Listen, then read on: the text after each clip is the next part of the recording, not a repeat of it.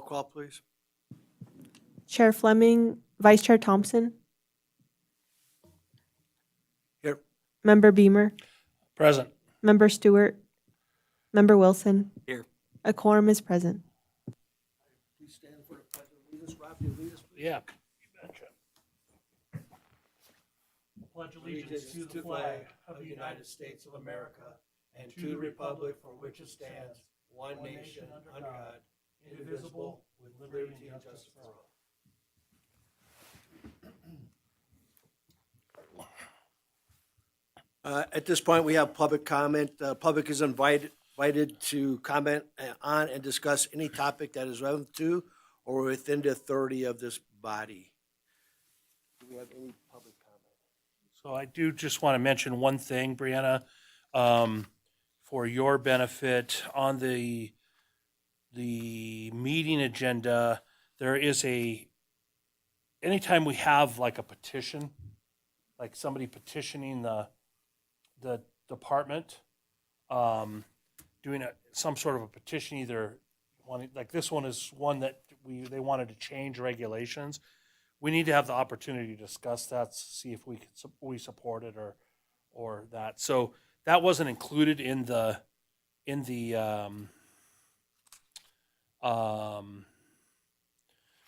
it wasn't included in the agenda. So we can't really, under open meeting law, we can't discuss it unless it's under public comment.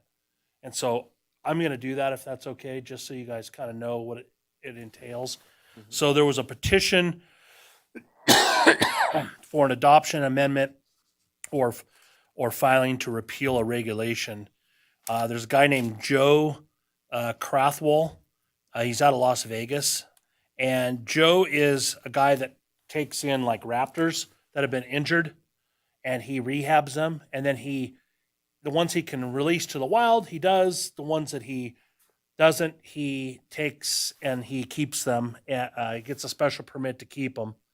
And then he takes them and either gives them to educational institutions or takes them around and does educational shows and like fairs and stuff like that. Helps falconers with training, things that are educative, whatnot. And so, I guess apparently under regulation, he's not able to charge for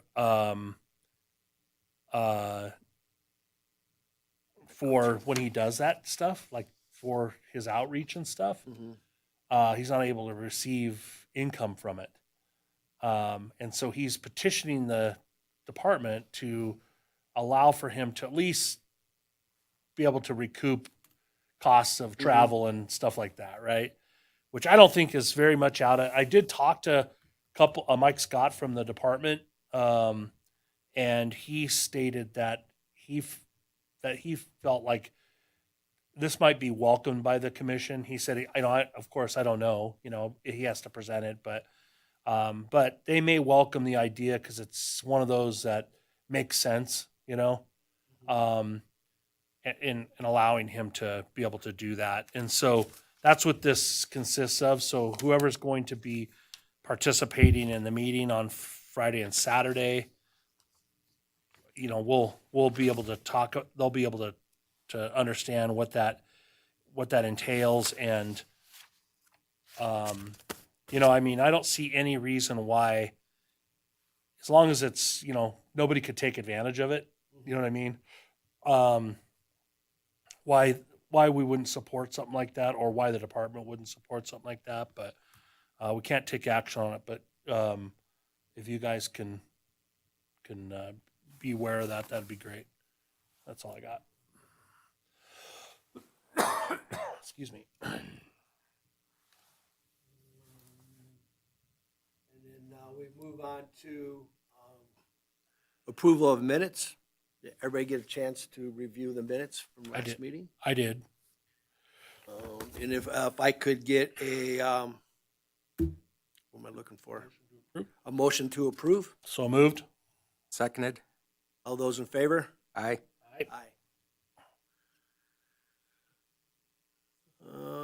we got update for attendees of the January 24th Nevada Board of Wildlife Commissioners meeting.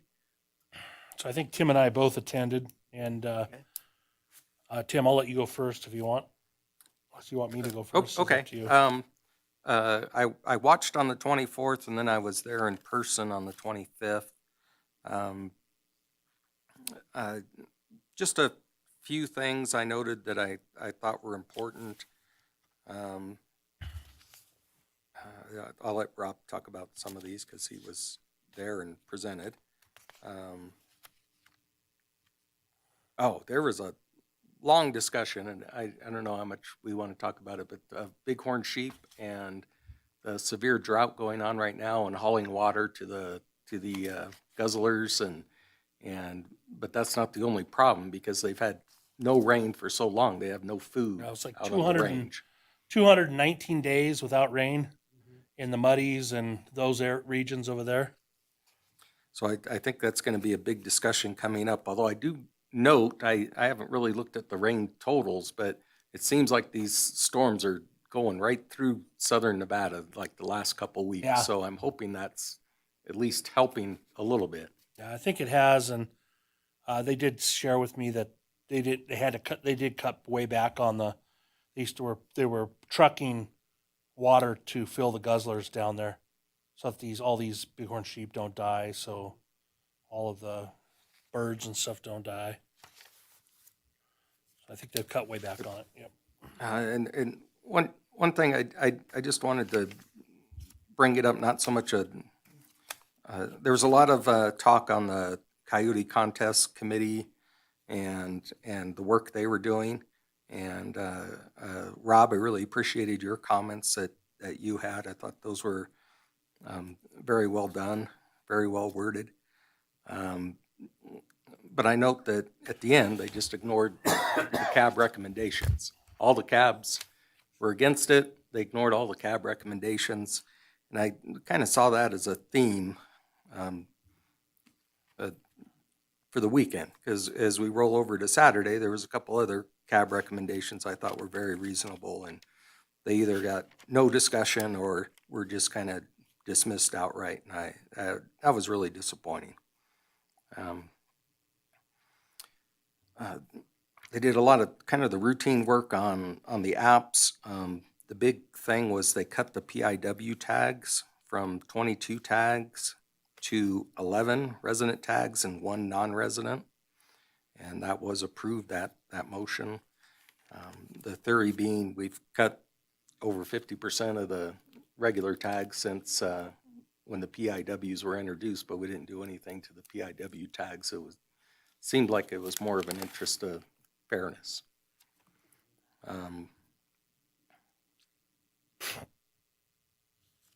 on the junior hunt, they did approve rolling over your junior bonus points. So when you age out of the junior program and you become a general hunter, you can keep your bonus points. And we all agreed at the last meeting that was a good idea. They did make a comment that no additional quota comes out of there's no additional quota on the junior hunts. There's some newer hunts approved, and it all comes out of the general quota. That was a question we had at our last meeting. They did slip in that comment. There's going to be a horn shorter than the ears hunt for antelope for juniors. There was a CAB comment that they would like to see that change from horns shorter than ears for the antelope hunt to a doe-only hunt, because that's the purpose of the hunt. It's not just to shoot all the tiny bucks whose horns are really right level with the ears. I think people are probably stretching it to shoot a small buck, probably stretching the regs, but I think if the purpose is to reduce the herd and reduce the number of does, then it should be a doe-only hunt. I agree. That comment was made by a CAB. It was ignored. There was a CAB comment on stopping the ewe hunt. Again, I think it'd be more respectful if they at least considered the issue and had some debate about it instead of just ignoring the cab completely. That was from Washoe County Cab made that recommendation. Would they say what the reason? What they based it on? No, They just said, we want to restrict, we want to eliminate the U hunt. yes. Well, they just, I know the general thought is we shouldn't be shooting any ewes on bighorn sheep because we're trying to build a herd. And of course, if you shoot the ewes, you're going to limit the herd growth. But Yeah, they don't considering understand. the challenges we have with the environment, Yeah, they don't understand may not be practical. yeah, they don't understand the carrying capacity and habitat mix and that ratio that is used. And it If you wasn't, have too many ewes, it creates problems. and And I it'll be guess a my detriment to the herd. real point of writing that down is just that, they should have at least respected them enough to say a few words. I agree with Tim. Ask the biologist, well, can the biologist speak to this? And then he could have gave the answer you just gave. That would have been perfect. But I thought it was pretty disrespectful to just completely ignore the cab on that. And then Washoe County Cab, and I think they have a legitimate, in my mind, legitimate, I've never liked this hunt. There's an early 194, 196 early archery hunt. And the problem with that hunt is you bring a lot of hunters and recreationists out in the field together. There's sometimes conflicts. And they asked that early hunt be eliminated and the quota just be put to the late season because there's already a late archery season also. And that's when most of the deer move in anyways. And again, Who brought that to the? Washoe the Washoe County Cab. I don't think that'll ever happen, but okay. And it did. I'm They not in favor of that at all. declined So. that down. Most people don't even know the archers are there. So that was it. There wasn't a lot more than Okay. some routine business. And if I remember, I think they closed at 1 o'clock. I think we're out of there by 1. They sure as heck didn't on Friday. The previous day was full day, but it was only, I'm pretty Right. sure it was either noon or 1. They were done on Saturday. It was kind of a short schedule. All right, let me give you guys a little rundown of what he didn't, what Tim didn't mention. So on Friday was huge discussion. There was a petition given and a presentation given to really eliminate mountain lion, try to regulate trapping to where it would lessen the chance of a lion getting caught in a trap and having to worry about releasing it and that sort of thing, right? So they wanted to put regulations on the size of the traps. They had all these people come from completely different other states as professionals that tried to convince everybody that it was, they showed x-rays and actual lions that had been killed and that their toes were dismembered and or missing, and they said that's because of a trap, and when really there's no proof of that. But and so end of the day, pretty much the Trappers Association was there in full tilt. They really voiced everything in disdain on that. Nothing came out of it. So, even if with the amount of lions that get, because they have to report that, the trappers do, even with the amount of lions, it still would not have reached the quota that we have in the management plan for the year, right? Never once have we ever reached the quota for mountain lions, including every, ones that are trapped and released or caught in a trap and killed that we have to turn over to the department. Never once has there been a time where we've reached quota. And that was what I think the deal breaker was for the antis. They're like, yeah, we're not even coming close to that, so it's really not a problem. So there was that one. That was a long presentation and kind of ridiculous from the standpoint that I think the data that they were providing was falsified data. I don't think it was true, good, solid data. But how do you prove it? So, so that was Mr. Moldy, who's big time anti for anything that has to do with any animal being harvested, right? Then there was a big discussion around the contest committee's decision to present to the commission a regulation proposal that would create a season for coyote contests. So it would be from September to March, roughly, okay, would be the season. So any coyote contest would have to happen between September, whatever the day is, I forget now, and March, whatever the day is, which really takes in, which for the people doing the coyote contest, that's the time frame they do it anyway. They don't do it during the summertime. And so it takes in to consideration that, plus they set up you would have to have either a hunting license or a trapper's permit license to be able to participate in the coyote calling contest. But if you went out and shot coyotes recreationally at any time, 365, you don't have to have a hunting license if you're not participating in the calling contest. So that creates a problem with how do we enforce that? How do we go where we know there's a coyote calling contest in an area going, and we come across 2 or 3 or 4 individuals that are saying, oh, we're just out shooting coyotes and jackrabbits and stuff, right? How do we know that they're not part of that? So in just a minute, I'll talk about that when we get to that agenda item, okay? But those were the two main things, I think, the coyote contests and that I wanted to make sure everybody knew about.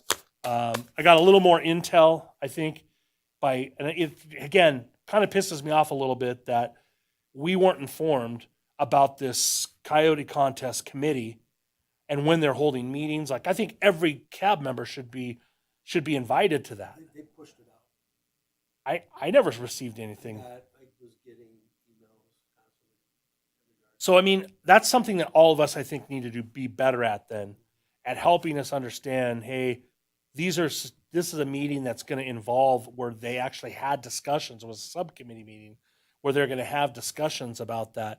If one of us or a few of us would have attended that meeting, we would have been better informed, I think, on how to take a position on this, right? Yeah, it was the day after the discussion on the horses that we had, and I think it was like everybody had a conflict in going.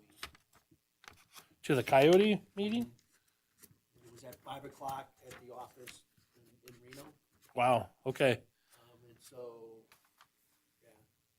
Well, I won't say too much more about that then, because we should try. We really need to try to do a better job, at least tuning in virtually, right, so that Yeah, we I get think the I was- information. I was headed out of town, and I think I know- Corbett was on a plane to Vegas. He said he was gonna try to watch it. Oh, actually, he was going to a hunt. He said he'd try to watch it on his phone. Okay. So other than that, I don't think there's anything else that I feel is noteworthy of bringing up. Thank you, gentlemen. All right, thank you, gentlemen. We'll move on to number 7 for information only, update and activity report on the Carson City urban wildlife. So this will be quick. We did the department did hire a new urban wildlife coordinator for Western region to take the place of Raquel, who was the one before that, who we didn't really get anything out of her anyway. So I have been in trying to reach out to her. She's kind of drinking from a fire hose right now, but I do want to make sure she knows that what Carson City's expecting, and we're moving from there. Other than that, I don't have anything else to report.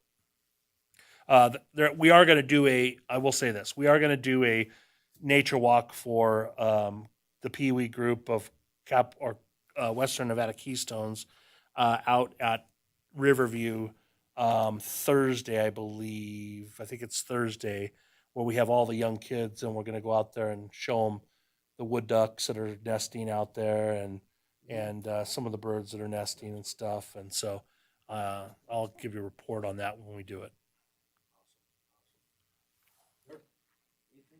Nope. All right, we'll move on to number 8 for discussion only, reports, informational. For additional information on these action items to be considered within this action item, please visit the Nevada Department of Wildlife website.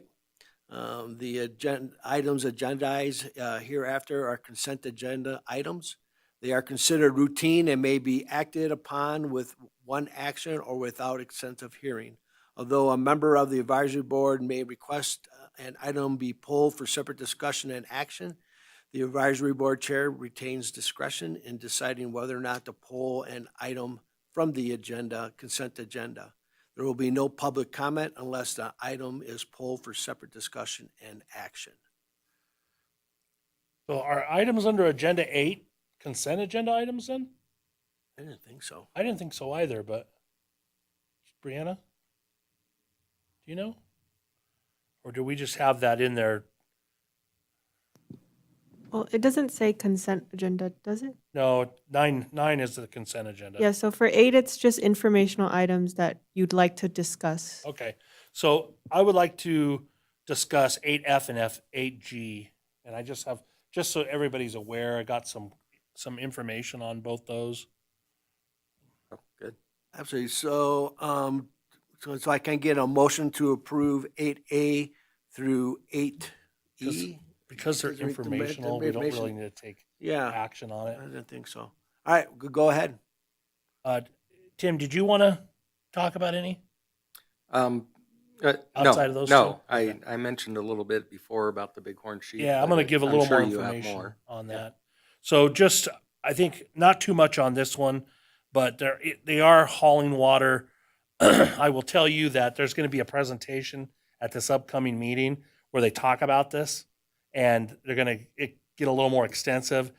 Instead of relocate, because remember they were talking about relocating like over 100, 200 rams, I mean, bighorn sheep to, and like places like in southern Utah and other places throughout the state. And the big thing was, hey, we'd like to keep them in the state. You know, I understand us selling them to Utah, but we'd really like to keep them in the state if we could. So they're going to be talking about a relocation to the Cortez Mountains that might work out. So just be aware of that. They did say that, like I said, they did say that the trucking of water, apparently they decreased that with moisture that we've received here in the last month or so. Or in February, January and February. So, and then we got multiple storms coming in the next couple weeks. It looks like that will hit that area, that region as well. So they did get snow on Charleston finally. So they're kind of happy about that. I was really surprised to see the different water reports from all throughout the regions. The lowest one I saw was 60 to 70% of average water. Everything else was 80, 90, 100, 110% water. Like Lahontan is 112% above its capacity. So, or 100% above the normal level. What was the areas just down south that were showing? Those ones were the lowest. They're like at 60%, but yeah, so that's that. I don't have any more on that one unless anybody else does.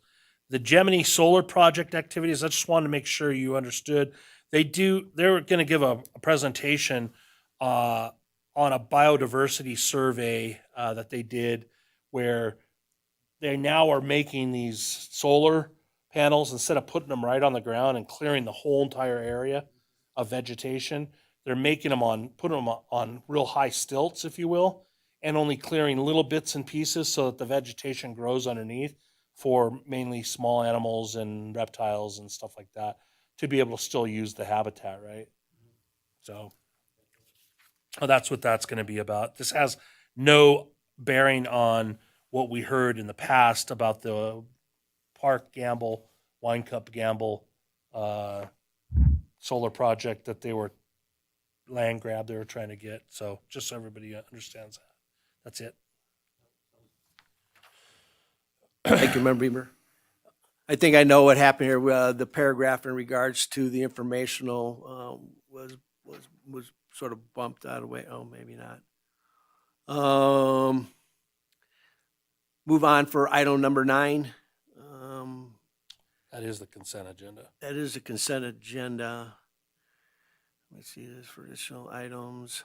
The items agendized hereafter are consent agenda items.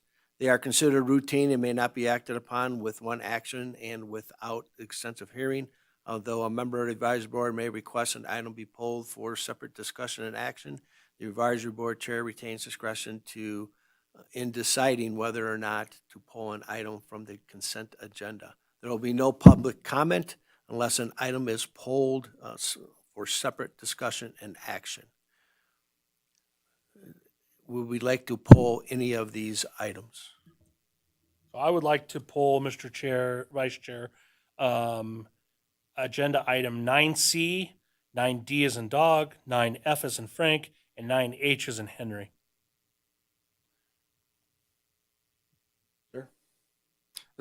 Those are good.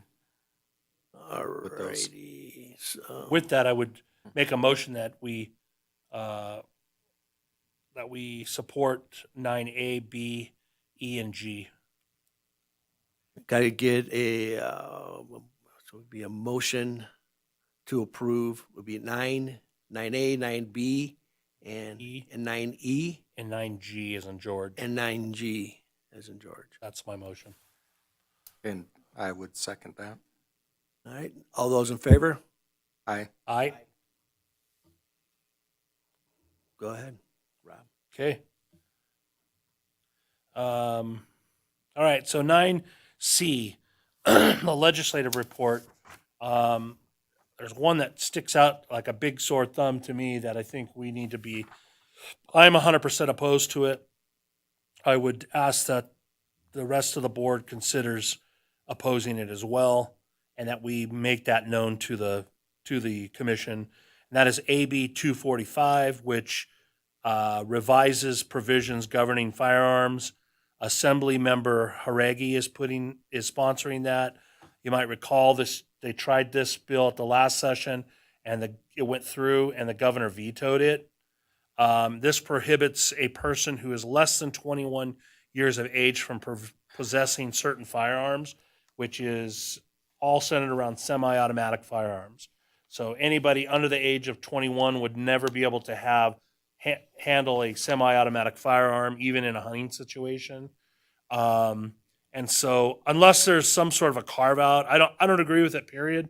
But unless there's some sort of a carve out that could meet in the middle, I would recommend that this board completely disagree with that and show a vote of not supporting it. There's a couple others here that so AB 59 is going to it's going to be help with enforcing people that bring game in from big game animals in from other states.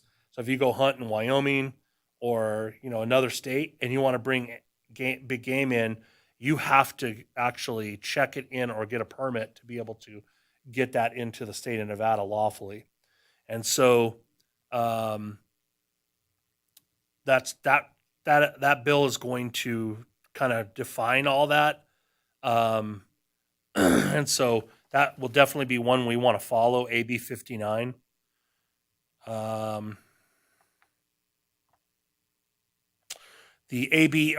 Senate Bill 79 is revising licenses and permits for children under 12 years old, and revising the deferral of a tag to hunt a big game animal under certain extenuating circumstances. It also revises issuance of duplicate licenses, revises replacement tags um, for certain infected animals. Again, any animal that has like chronic waste disease or has an infection of any kind. This actually allows it for us to be able to reissue a permit in the next year, or if there's time in that year to be able to reissue it. That's going to be a big one for the commission to take a look at. Um, other than that, there's another bill making appropriations of $5 million to design more wildlife crossings over freeways and stuff and under freeways. I thought that was a little bit interesting. SB 101, Senator Daley is putting that one out. This is one that codifies interpretation of edible portions in NRS, but eliminates the exception for a mountain lion or black bear. Thus, the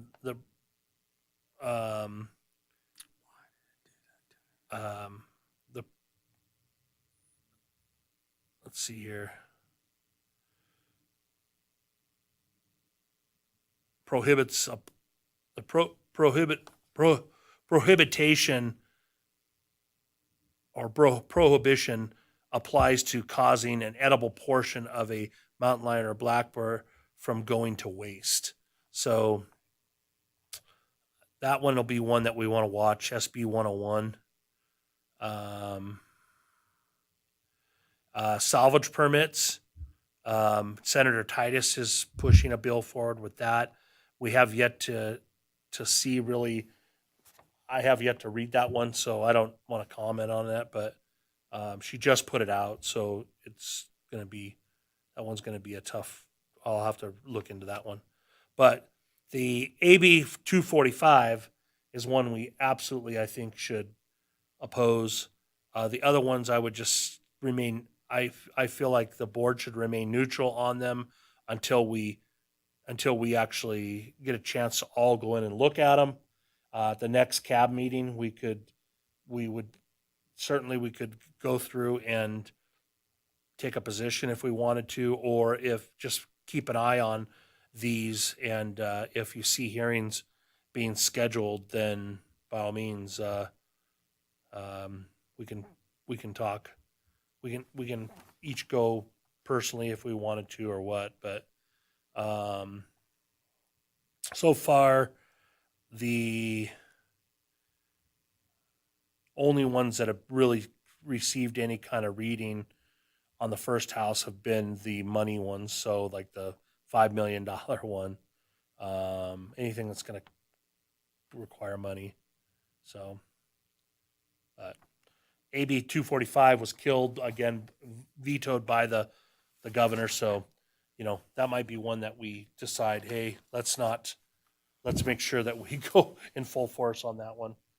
So what do you guys think about that? Yeah, I agree. So we want to go through these and put a motion for each one, or do we want to do it at a whole?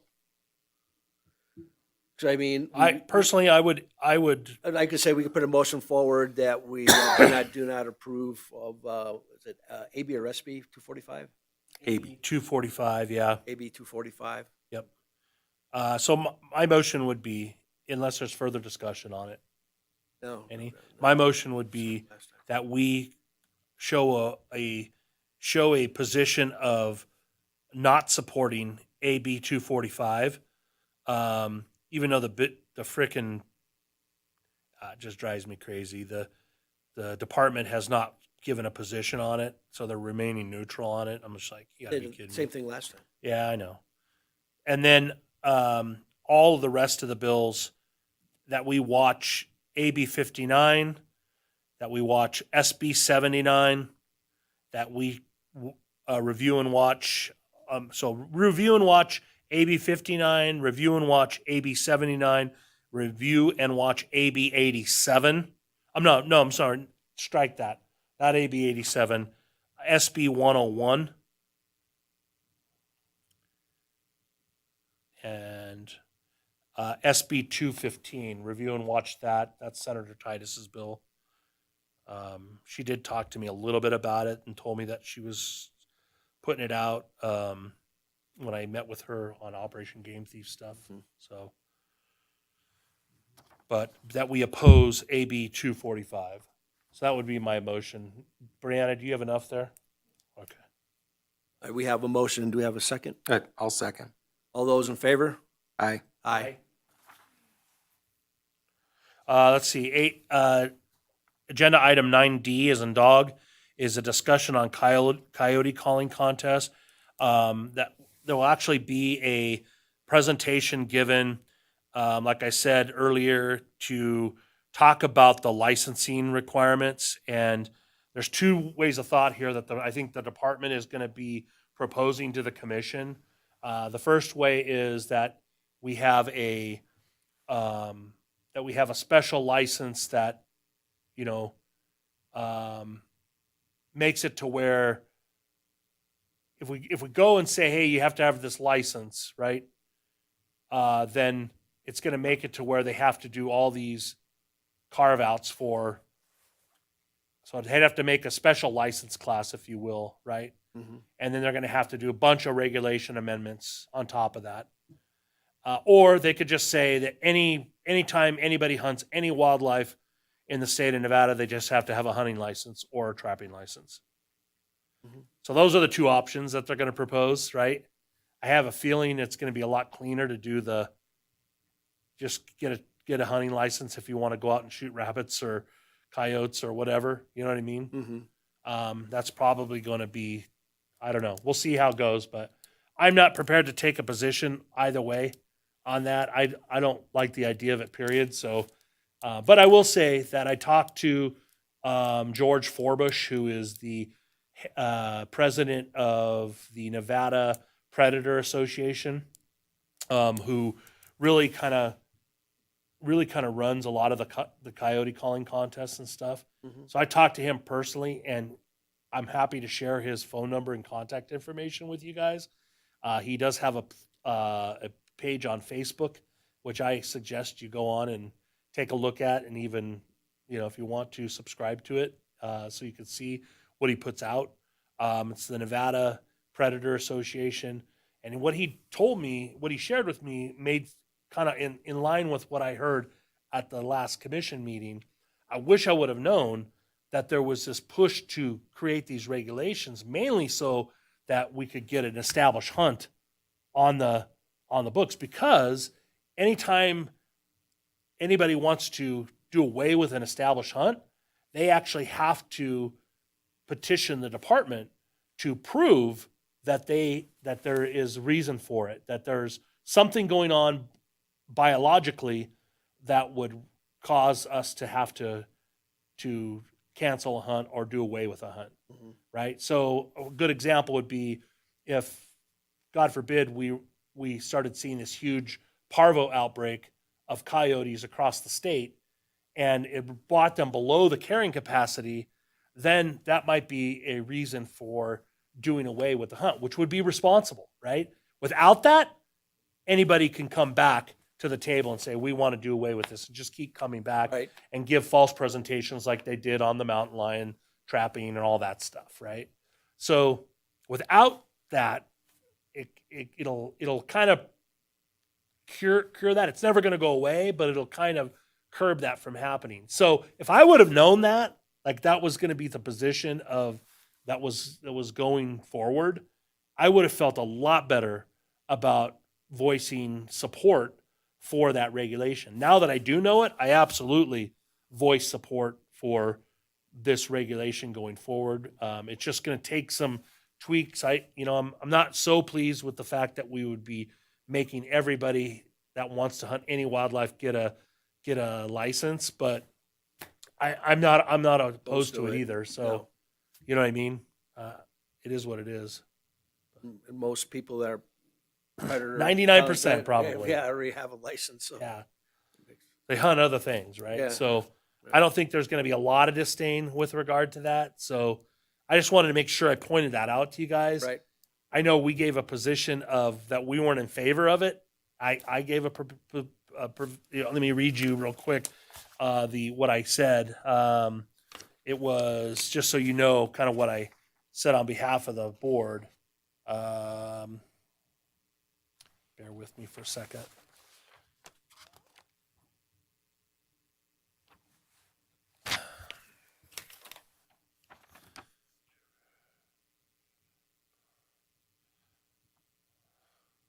Oh, crud.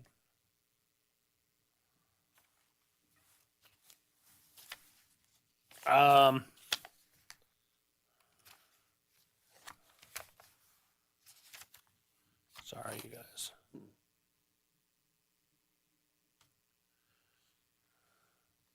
Yeah, I said something along the lines that, hey, we don't support the idea of canceling coyote calling contests, but we also don't support regulation that isn't good sound regulation that we should be making. So unless, we're we could see something that would be advantageous for us developing the regulation, that we shouldn't just develop regulations just to develop them. Plus, I don't like the idea of having it regulated when we have this conflicting language that says that it's legal and lawful to hunt coyotes without a license anytime 365 days a year, yet we're putting a regulation on something that's not even a regulated animal. Like, help me understand what authority you have to do that. Like, help me understand that, right? And so Craig Burkett, the AG from the department, or representing the department, says, Noel, they do have the ability to set regulation and make it a regulated animal. So by doing this season, they'd be making it a regulated animal, right? Right. For the purpose of this season, September to March. Anytime after that, it's unregulated and you can harvest it. I said, it's still conflicting, right? I don't understand that, Yeah. So he thinks that it's okay. I think we're going to get ourselves in trouble with it, but whatever. So that's all I have to report on the coyote calling contest regulation. I think that I would be willing to execute a motion or entertain a motion. I'm sorry. I'd be willing to make a motion to change our position on coyote calling contests, the regulations for that, given now we know exactly what the motive is and that it's pretty sound. I can understand why they're doing it.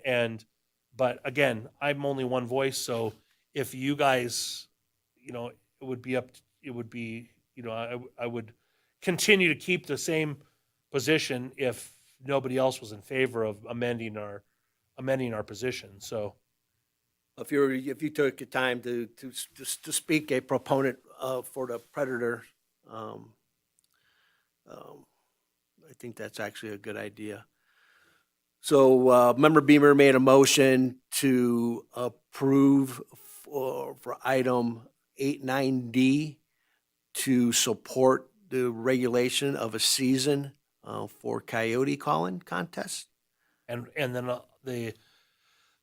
also that there would be a mandatory a regulation also creating a mandatory license that you would have to attain. So for example, somebody from out of state wanted to come and They would have to get a license. they would have to actually get a 1 day or 2 day License. license, which, it's $23, Yeah, right.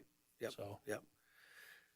All right, Member Beamer made a motion on 9D regarding coyote calling contest regulations, that we approve a season for the coyote calling contest, and to also mandate a license be purchased for participation in such contest. that is what, just so for a way of discussion here, that is what the current proposed regulation that the commission voted on. Right. I just would say we support their regulation. Okay. But they're going to now decide on enhancing that regulation to include what that looks like, as far as it might extend into, hey, just requiring people to, anytime you want to hunt any wildlife in the state of Nevada, you have to have a license, or amending regulation to allow for this special license during this time frame, and put carve-outs in for people that are outside that car or that aren't participating in. I just think I think we just have a motion to Yeah. approve a season for coyote calling contest, Or just to approve the regulation as just approve the written regulation as written at this point in at time. this point in time. Can I get a second? Are we clear enough on that, Brianna? Or are we totally We're confused? good? Okay, I'll second. All those in favor? Aye. Aye. All right, 9F, these next ones will go pretty quick. 9F is the bonus points associated with junior hunts. So I know Tim expanded on this a little bit. There's going to be where they're actually going to hear that and they're going to actually implement it and bring it forth, right, at this next meeting. So what we need to understand is that there's two components here. First, like, for example, my son Sullivan is a great example, right? The first year he was eligible to put in for a big game tag, because his birthday is August 23rd, right? He is not eligible to put in for a junior tag because the first season of mule deer starts at the beginning of August for archery. So because he wasn't age 12 by that first date of the potential season, right? He can't put in for that hunt. But what he could put in for was an any legal weapon hunt So that's the primitive in the main weapon. draw, right? Okay. So we went ahead and did that. Well, he didn't draw. He got a bonus point. Okay. Thank goodness, we applied him for that and the junior hunts as well. So he got a bonus point for junior hunt and another bonus point for mule deer general season, any legal weapon in this past year as well. Okay. So now he has 2 bonus points for each, if you will. Or no, 2 bonus points for the general, 1 bonus point for junior. What they'll do is, if he keeps continuing to apply, those bonus points will eventually, once he can no longer apply for a junior tag because he aged out, will eventually, or he gets a tag, right, will eventually roll over to being as into the pool of points that he can use to try and get a tag in the general hunt. Does that make sense? So if for some reason he doesn't draw a tag, this just makes it to where he can transfer those either way. Right. So he doesn't lose them. Right. Right. So if he stops contributing or applying for the general season hunt, those points will go to the junior hunt as well. So if he wants to just contribute to the junior hunt. Right now, if he doesn't apply, after 2 years, he loses them. all. Right. Yeah. So this just makes it to where it trues it up. It's a really an advantage to the junior hunter, which I 100% I agree with that. So Good. so my suggestion would be that I would entertain making a motion, or I would make a motion that for 9F that we support the regulation for junior hunt applications. Can I get a second? I'll second. All those in favor? Aye. Aye. Aye. All right. The next agenda item is agenda item 9H as in Henry, which is the migratory game bird season bag limits. This one here is the one thing I want to point out here is I got 21 different emails from waterfowlers, and I shouldn't say all waterfowlers, but I got 21 different emails from people, mostly talking about the waterfowl seasons being proposed. There were some mistakes on there, which we cleared up with Russell, and he's going to present the regulations with the mistakes corrected, just on dates. It was on the Ross goose and snow goose regulations. He had the wrong start date in there, and then he had to amend the end date from February 21st to 23rd because he didn't want to, and that it ends on they try to always end it on a Sunday, but it ends actually on a Monday, and they had to do that because if they didn't, they would have had to have, during the interseason closure that we do, they would have had to have taken, instead of Monday, Tuesday, it would have had to have been Sunday, Monday. And it would have taken a weekend day away from, people that work and, you know what I mean? So they asked not to, everybody's good with seems like the Monday. And I had to clarify that with a lot of people. And so he said, yeah, I'm totally good doing that. I'm glad you brought that to our attention. Doug Martin also brought it to the attention, who was a previous cab member here on the Carson City Cab. And then the other questions were all centered around the pintail, increase in pintail quota for the bag limits. And so currently right now, you could shoot 7 ducks, right? And there's regulations that say you can only out of those 7 ducks, 2 of them can only be hen mallards. 1 of them can be a pintail of any sex. You can only shoot 1 pintail of any sex. Only 2 hen mallards. There's a scop season, which has its own season and its own regulations there. So you can only shoot, I think, 1 or 2 scop, 2 canvasbacks, and I think there's maybe 1 redheads. I think you can only shoot a certain amount of redheads. And so what they've done is they've increased the bag limit from pintails from 1 to 3 with 9 in possession versus 1 and 3 in possession, what it was before. And so people were concerned that because there was no regulation like there is on hen mallards, like, why are we doing that? Why don't we just say, hey, you can shoot 3 bulls sprig, or pintails, we call them sprig, right? But only 1 female sprig, right? And so a lot of these folks came from like gun clubs like Canvasback Duck Club, Greenhead Duck Club, Incline Duck Club, a couple others throughout the state, and they were concerned about that it would skew the pintails back down to what they were before. And so I talked to Russell about that, had a pretty extensive conversation with him, who's the biologist that handles all the waterfowl for the state, right? And he said that that's actually what the federal migratory regulation, they said that they recommended, and it's going to be part of a survey that they do to see how it affects, if it even affects females. So they're with this, they're going to, the next 3 years, they're going to be conducting a survey where they measure not only the pintail counts, but the ratio of females to males. Right. So they said, we want this to happen because we want it to be reflected in the survey. If there is going to be a problem, we know how to adjust it appropriately. Right. So they've asked all the departments to not deviate from it. If you're going to increase the pintails, if you're going to follow that, right, and increase pintail percentage or bag limits, then follow what we recommend. If you don't, no problem. You don't have to follow it. You can keep it at 1 or whatever you have it at. But so there's some states that don't even have limits on pintails. You can't shoot a pintail if you see one, Right. which is surprising to me. But all 4 flyways, they've just gone gangbuster like crazy. That's good. Yeah.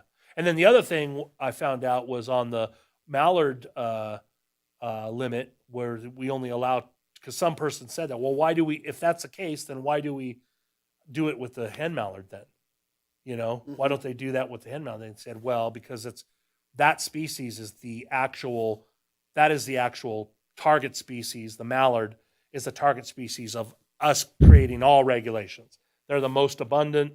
We determine based on what we see with mallards, what we're going to set all the other numbers of all the other species of ducks at. That's the target there. So we manage that completely different than we do non-targeted species. Right. So that's why they do that. Right.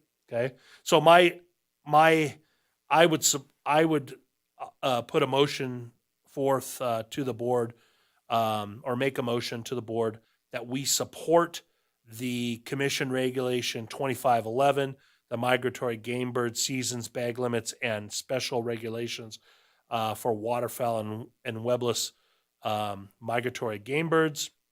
That we support what's being proposed 100%. So get a second. All right, I'll second. All those in favor? Aye. Aye.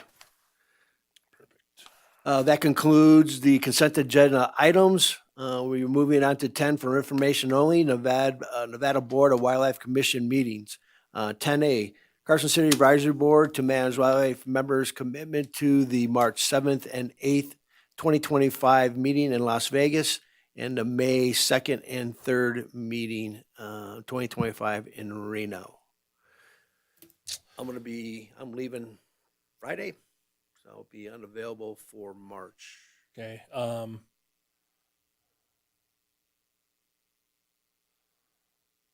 Let's see get my here. knee replaced April 2nd, so who knows? So I definitely will attend the meeting virtually if they have a virtual component, which Sometimes they don't. I hope. I felt like getting up and telling Fred Volta, sometimes they don't have a virtual meeting, idiot. So I have Friday. I have a training I have to do at 3 p.m. on Friday. So, or else I would be able to fly down there. But I have this training I kind of can't get out of. So I'm going to have to do it virtually. I don't know. Tim, are you? Just virtual for me. Okay. So we'll just do it where Tim and I attend. For May, it'll be back up here in Reno, and I can do both of those days in May. Yeah, and I can do both of them as well. I have no idea what I'm going to be. Actually, if I have my way, I'll be up in Oregon field trying to crack it. All right, Yeah, that's May 2nd and 3rd, right? 2nd and 3rd, correct? Be Friday, Saturday. Yeah, I don't have anything planned yet, so I can probably attend in person even on those. Perfect. All right, since we designated those two meetings, we'll move on to number 11, information only. Are there any future agenda items that we would like to add to our next meeting? Well, I would like to just make sure that if we see petitions, we add those, Brianna, if you could please, and make them possible action items, if you could, and then if we can keep the legislative up, like a agenda item that is a legislative discussion item, that should be a possible action item as well, where we can give us the opportunity to talk about legislative things that are happening. Very good. It's we only have one more meeting before then, so. Yeah, that goes. All right, we'll move on to item number 12, public comment. Public is invited at this time to comment on and discuss any matter that is relevant to or within the authority of the Carson City Advisory Board to manage wildlife, including any matter that is not specifically included on the agenda as an action item. No action will be taken on a matter raised under this item of the agenda. Any public comment? All right, 13, possible action. I move to adjourn. Can I get a second? All those in favor? I Aye. Always want to do that. Meeting adjourned.